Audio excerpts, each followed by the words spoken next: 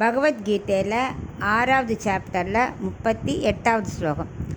கஷ்சின்னோ பய விப்ரஷ்டஷ்சின்னாப்ரமிவ நஷ்யதி அப்ரதிஷ்டோ மகாபாஹோ விமூடோ பிரம்மணப்பதி.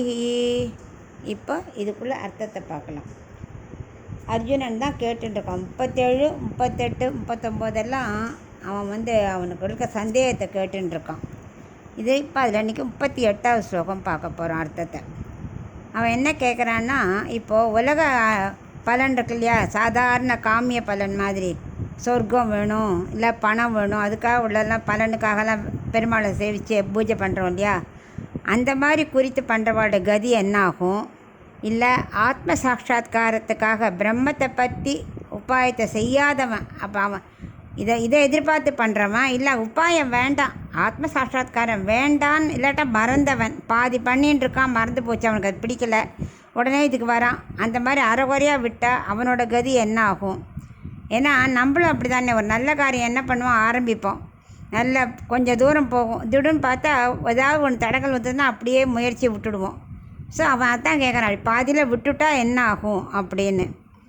அது எப்படி இருக்குன்னா, இப்போ ஒரு மேக கூட்டம் இருக்குது ஆகாயத்தில், இந்த ஒரு கூட்டம் இருக்குது, இன்னொரு எழுத்தாப்பில் இன்னொரு கூட்டம் இருக்குது, இது ரெண்டும் ஒன்று சேர்ந்துருத்துன்னா செதறாது கூட்டம். அப்படி இல்லாமல் அதுலேருந்து ஒரு பிட்டு மட்டும் வரைச்சி ஒரு பெரிய சூறாவளினா அந்த சின்ன மேகக்கூட்டம் கலைஞ்சி போயிடும்.